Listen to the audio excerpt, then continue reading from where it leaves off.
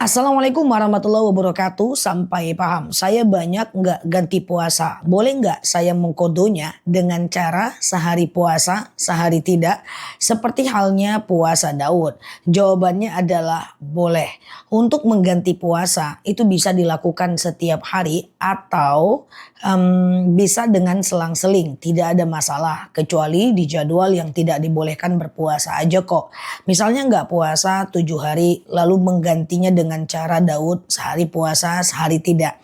Sehari puasa sehari tidak. Nggak jadi masalah. It's okay.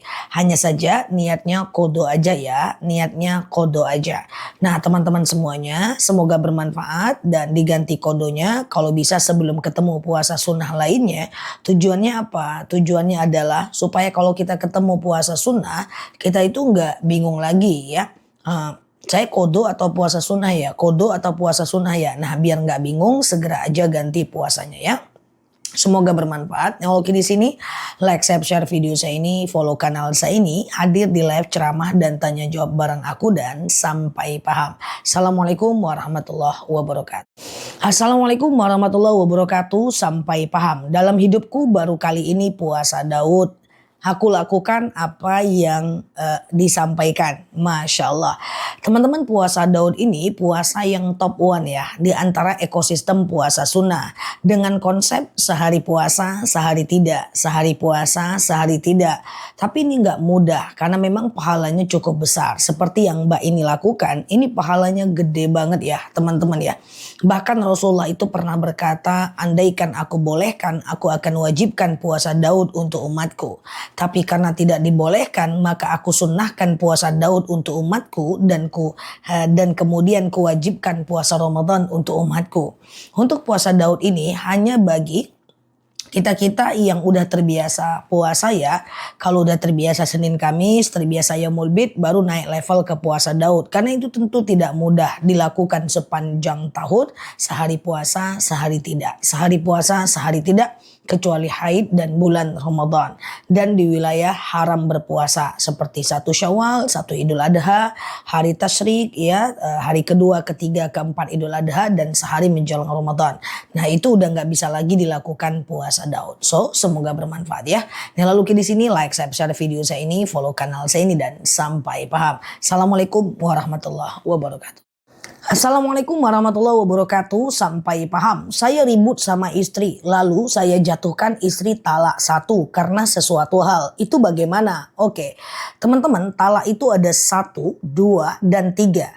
Kalau baru talak 1 ini bisa rujuk dalam 3 kali haid atau 3 kali suci atau 3 bulan. Sebelum 3 bulan ini bisa rujuk kok. Bapak tinggal pulang ke rumah dan baikan istrinya nerima. Udah itu rujuk. Tapi kalau setelah 3 bulan pengen rujuk harus nikah ulang dengan istrinya. Ada wali, saksi, mahar, ijab kabul dan laki-laki dan perempuannya. Tapi sebelum 3 bulan bisa rujuk kok. Talak 2 begitu juga. Sebelum 3 bulan bisa rujuk kok. Tapi kalau rujuknya setelah 3 bulan maka harus nikah lagi nih walaupun dengan istri yang itu.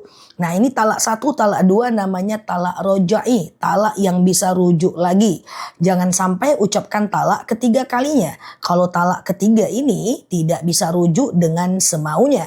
Istri ini sehabis masa iddahnya harus nikah dulu dengan orang lain. Setelah nikah harus berhubungan dulu dengan orang lain. Setelah berhubungan maka mesti dia itu cek hamil atau tidak. Kalau hamil tunggu lahir anak. Kalau udah lahir anak tunggu diceraikan. Kalau nggak diceraikan nggak bisa kembali ke kita.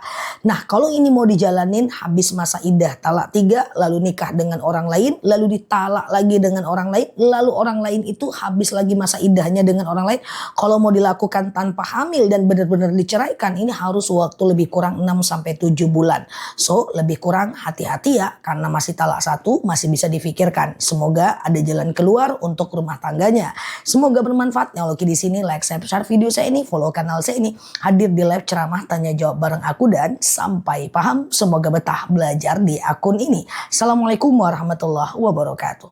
Assalamualaikum warahmatullahi wabarakatuh. Sampai paham. Kalau wudhu tidak pakai kumur-kumur itu kalau puasa sah nggak sih wudhunya? takut ketelen. Oke, teman-teman, sebenarnya kumur-kumur tidak membatalkan puasa sih saat wudhu selagi tidak masuk ke tenggorokan dan kerongkongan.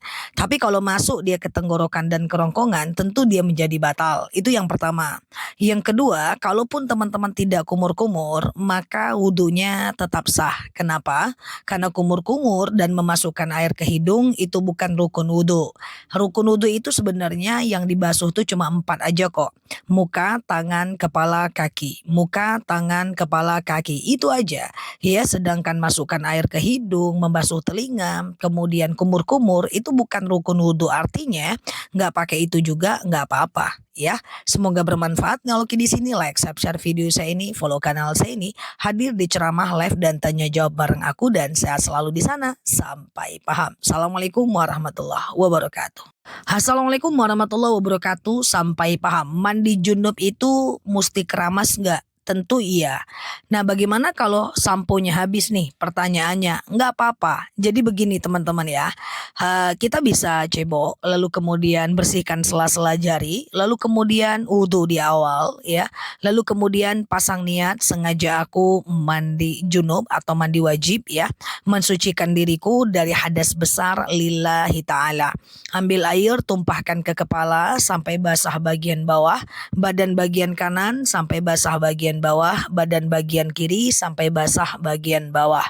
Udah, itu aja. Ya, setelah itu mandilah pakai sabun dan kemudian pakai sampo. Kalau nggak ada nggak apa-apa. Yang penting dengan cara yang tadi itu wudhunya mandinya udah sah kok. Atau bisa dimulai dari badan bagian kanan, badan bagian kiri, dan kemudian air dari ujung kepala yang terakhir sampai ujung kaki nggak masalah.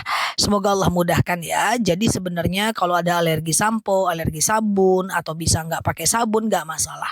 Ya, Islam tidak seperti itu memandangnya. Yang penting pakai air yang tadi saya sebutkan. Semoga bermanfaat ya. Nah, lalu di sini like, subscribe video saya ini, follow kanal saya ini, hadir di live ceramah dan tanya jawab bareng aku dan sampai paham. Assalamualaikum warahmatullahi wabarakatuh.